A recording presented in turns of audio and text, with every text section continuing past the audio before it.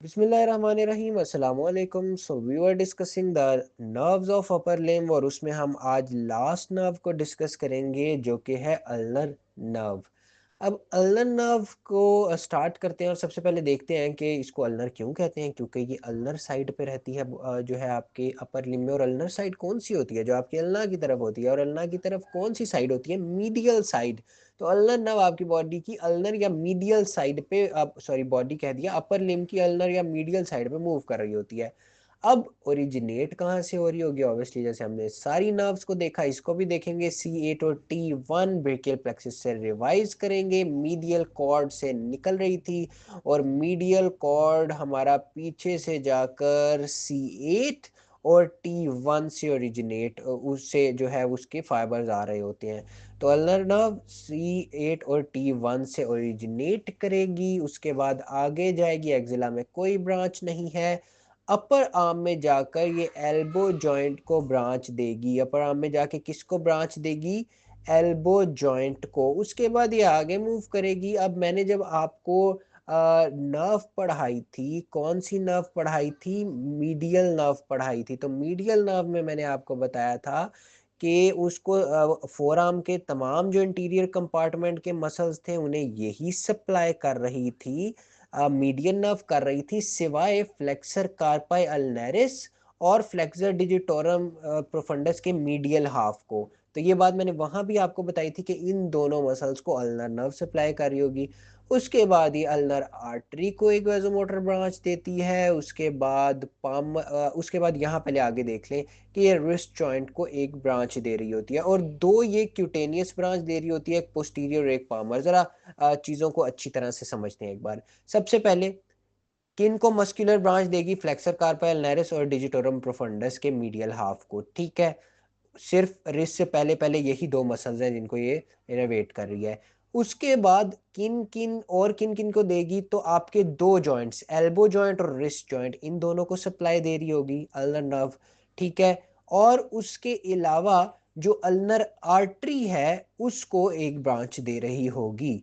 अब यहाँ पे हमने चीजें देख ली। उसके अलावा दो ये ब्रांचेस दे रही होती है, एक पामर क्यूटेनियस और एक पोस्टीरियर क्यूटेनियस ब्रांच। अब पामर क्यूटेनियस ब्रांच आपके पाम की स्किन को जाके सप्लाई कर रही होती है, जबकि जो पोस्टीरियर क्यूटेनियस ब्रांच है ये आगे जाकर जो आपकी स्किन है, किसकी? जो आपकी डॉर्सम ऑफ हैंड पे, मतलब आप अपने हाथ को उल्टा करके देखें तो आपका जो डॉर्सम ऑफ हैंड है, उल्टे से मुराद है वो साइड, आपकी डॉर्सल साइड जहां पे आपको हेयर होते हैं हाथ पे, उस साइड पे आप देखें तो जो मीडियल साइड है, मीडियल साइड कौन सी है? जो आपकी लिटिल फिंगर की तरफ है, वहां की स्किन को सप्लाई कर रही होगी।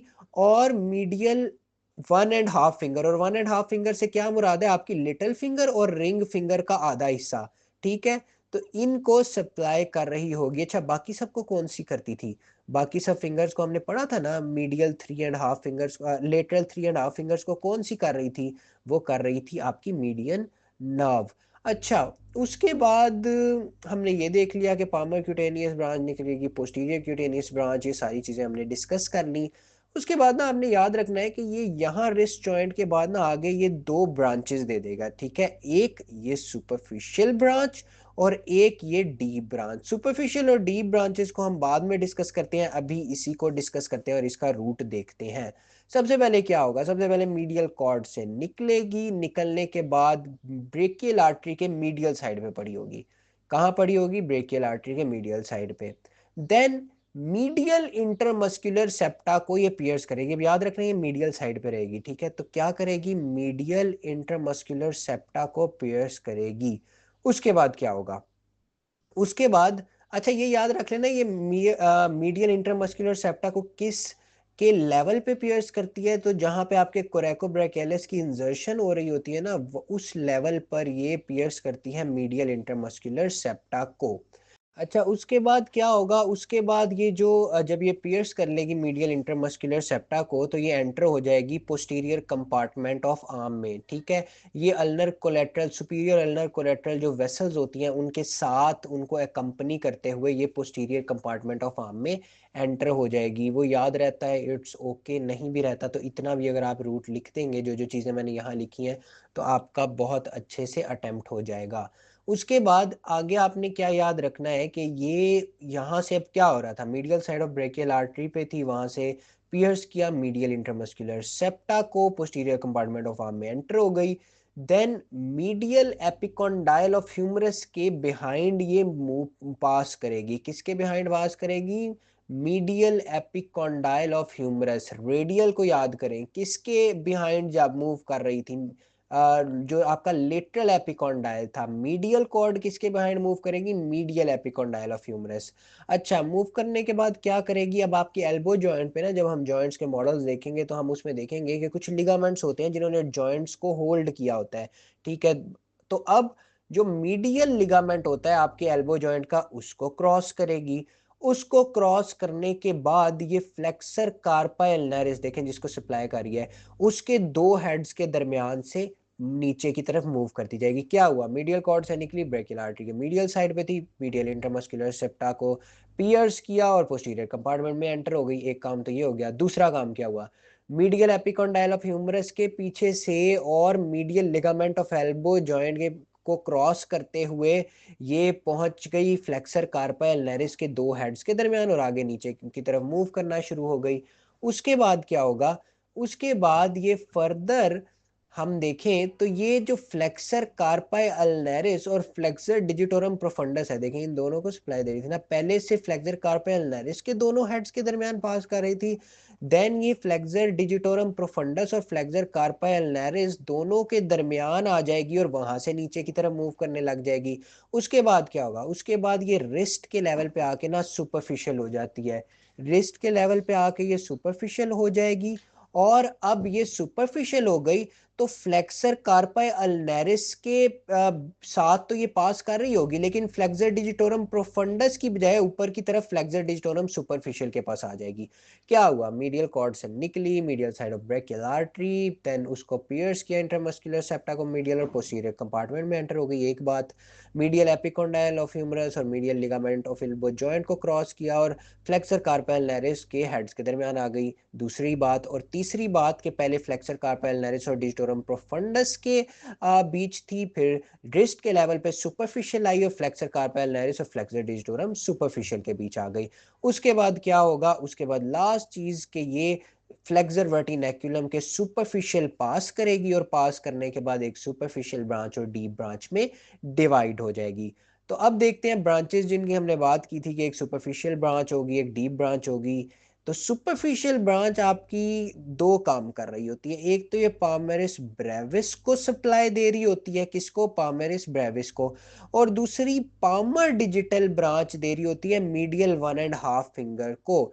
ठीक है, मीडियल 1.5 फिंगर को कौन सी होगी, अपनी हाथ की पामर साइड देखें, साथ साथ देख लिया करें, आपके लिए इजी हो जाएगा। आपकी लिटिल फिंगर और रिंग फिंगर का हाफ, ठीक है, पामर साइड पे उनको सप्लाई कर देगी, ठीक है, और पामरिस ब्रेविस को, ठीक है।